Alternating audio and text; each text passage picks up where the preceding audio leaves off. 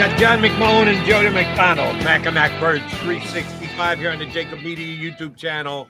We got 500 and some of you streamed in right now.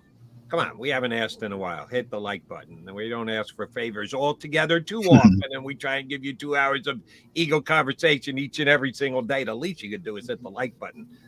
So feel free to like, share, and subscribe.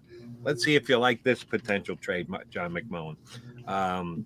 I'm asking you, Mr. Amateur General Manager.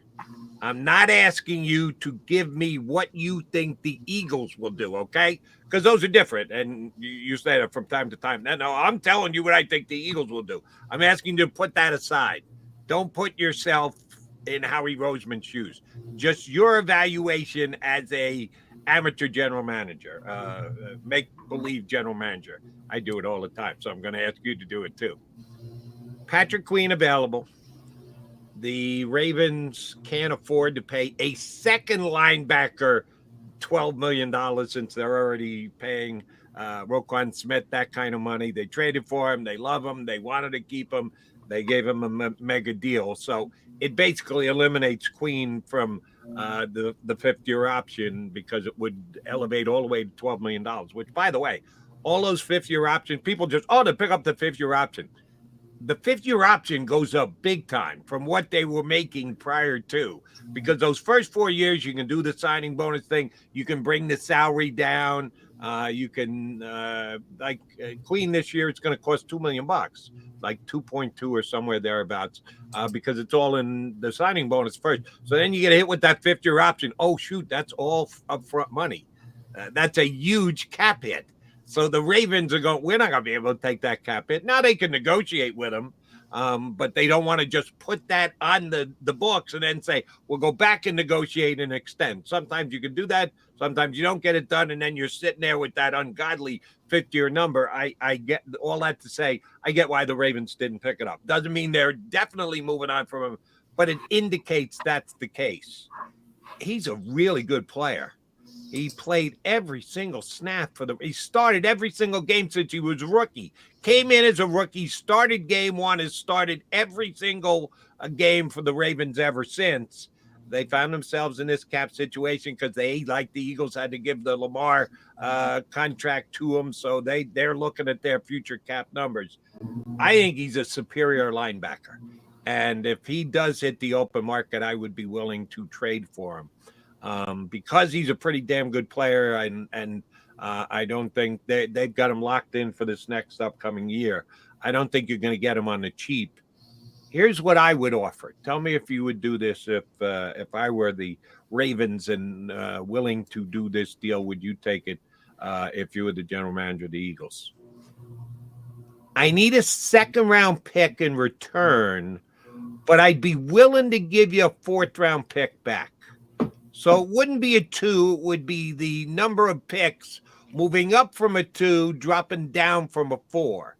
Because next year the Eagles have 2 second-round picks. They've got their own in the Saints. The Ravens would probably ask for the better of the 2, which we're banking on being the Saints because the Eagles are going to have a better record. So you got to give up the Saints pick as a 2, but you get a 4th back in exchange because the Eagles have 2 2s, a 3, like 4 or 5 fifth-round picks, all those compensatory picks, which we believe they're going to get, but don't know they're going to get yet, so you can't even trade them. So you can only trade a pick that you have, and they have the Saints number 2. They don't have a 4th-round pick. Would you do a 2 for a 4 and Patrick Queen if you were putting together a football team for 2023? Boy, this is hard for me because I'm so ingrained on what the Eagles do. So I'm going to do both. And I'm going to say the Eagles, not in a million years. Now, would I do it?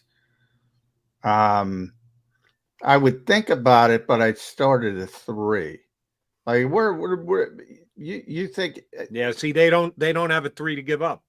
Well, I'm just talking to general as an amateur general manager. Well, amateur general manager while using actual facts and figures. Well, actually, but that's difficult for me. The Eagles, no, they're not doing 0. I mean, 0 chance. So, hold on. You're telling me you're incapable of separating what John McMullen would do and what the Eagles, judging what the Well, Eagles I got my own team.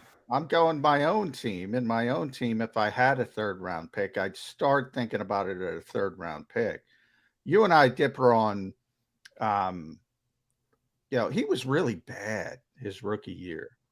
And he started turning a corner last year. He played a lot better. He wasn't great in the second year either.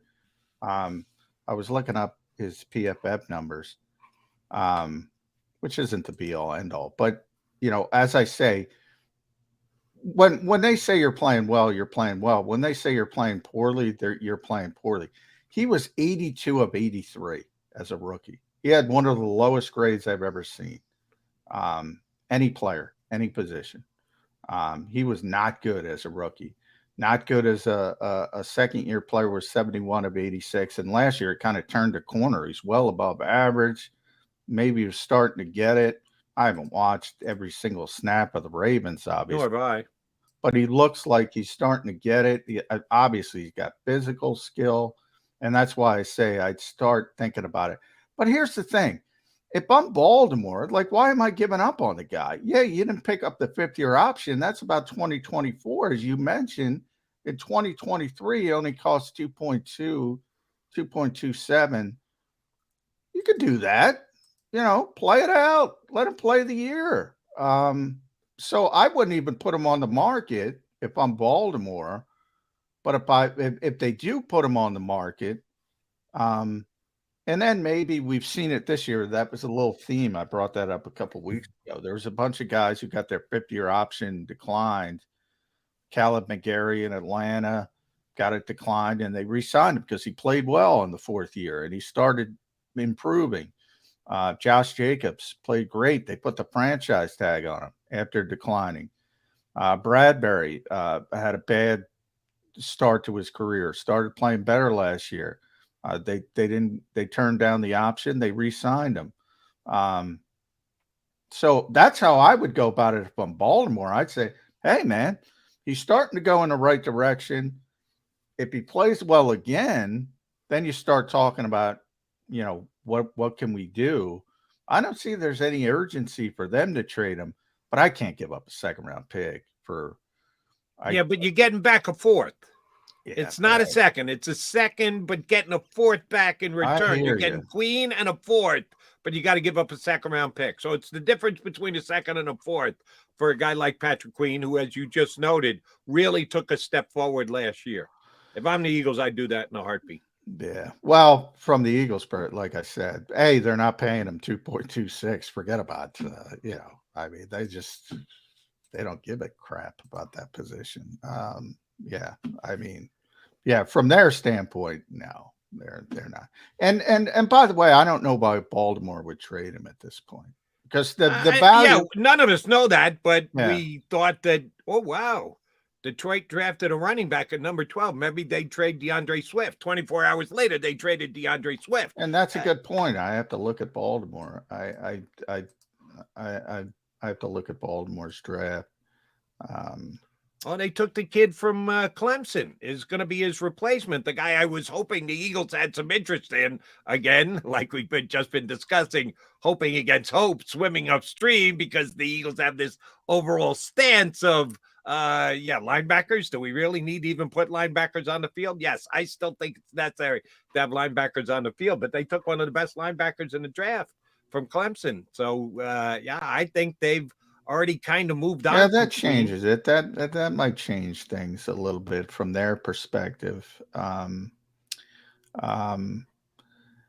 from the Eagles, I mean, it's hard for me to situate those two. But they took Simpson in the third round. Yeah, I don't know. Early third. He should have been a second-round pick. Yeah, I mean, obviously they're planning on moving on from him, so they might go that direction, say let's get something for him if they can get something. But boy, I'd be more in the day 3 realm if they're starting to get desperate. That even makes it worse from the 2 to a 4. I'd be like, I'll start with a 4 and see what that goes, because you already got his heir apparent. You're moving on. Would you take a 4? That's where I'd go. I try to Howie, Monty, Ossenford, Brad Holmes them, Ryan Poles them. But Baltimore's probably too smart for that, but give it a Right. shot. I think I'm trying to make a legitimate trade here. I'm trying to work within the frame that the Eagles have. And what I would do, they don't have a 4th-round pick. You can't offer a 4th-round pick because you don't have a 4th-round pick. So the Eagles have a 3rd-round pick. They don't have a 3rd-round pick either because that's a potential compensatory pick. So you either have to start with a 5th, which isn't going to get it done, or you could start with a 2nd, but say, listen, we got to get something on the backslide. Yeah, we're not giving you a 2nd for the player, but we'll give you a 2nd if you give us a 4th in exchange. So you're not really giving up a 2nd. You're giving up the difference between a 2nd and a 4th. And I think that's doable for a guy. You bring him in here, Dean and Queen as your linebackers this season, all of a sudden there isn't a drop off from Edwards and White if you've got Dean and Queen. There's a drop off, but they have bigger names because they were bigger stars in college. But I mean, there's a drop off. So then, how bad is the drop off as of right now? Oh, the drop off is disastrous. I don't like it. But you know, like TJ was the 6th best softball linebacker in football. But again, because he's undrafted for whatever reason, nobody believes it. I mean, they don't value the position, so they're not. You know, I see what you're doing. You're trying to get something back to a second. They're not even discussing a 2nd-round pick. I mean, for a linebacker. I mean, they wouldn't even think about a linebacker in the draft in the 3rd round. They took Nakobe Dean because he dropped in their lap. They took Davion Taylor way at the end of the 3rd round. I don't know who you got to go back to. Quentin Caver. I don't know. There's probably Michael Kendricks, different era, good player too, by the way. But this current group, I mean, they'd rather get along with Nicholas Morrow. I don't necessarily agree with them, but all right. But you have, John, you got to admit, at least in their minds, they have to believe Nicholas Morrow is going to be able to reach a level. They went out and got Kaiser White, paid him what, $5 million, which is not that much less than Edwards got to go to Chicago. So they did admit that we need to have competent linebackers. Edwards was, of course, on his rookie deal, so he was still cheap. But they did go free agent, and they did bring in Kaiser White, and they paid him starter money, not starter money, but starter money. So they have invested in the linebacker position. You can't compare signing Nicholas Morrow to signing Kaiser White, can you? No. I got to look at Kaiser because I you know, he had incentives. So I think they had the safety net on him. I forget what it was. You know, he ended up $3 million. So he ended up at $3 million. Not a lot. Okay. I thought it was more than that. Yeah. Still a lot more than, you know, Morrow's at 1.1 with 0 guaranteed. I mean, it's still a significant uptick. 2.2 is not bad. They, you know, that part of it's not that much of an issue, but to give up compensation back, I just, you know, they'll find a linebacker. They just did that for a running back, and I would suggest they were better suited at running back prior to acquiring DeAndre Swift than they are at linebacker right now. Well, I agree with that, but I also think linebackers even down on their list further as they're proving than running back. They don't care about running backs. And DeAndre, I think, makes 1.77, I think is the number. I'm trying to pull up the free agent linebackers because we're past May 1st now, but for some reason, Spotrack's not working. So we'll try to get that during the break. I don't have that list in front of me either, but I've gone up and down that list. Nobody jumps out at me.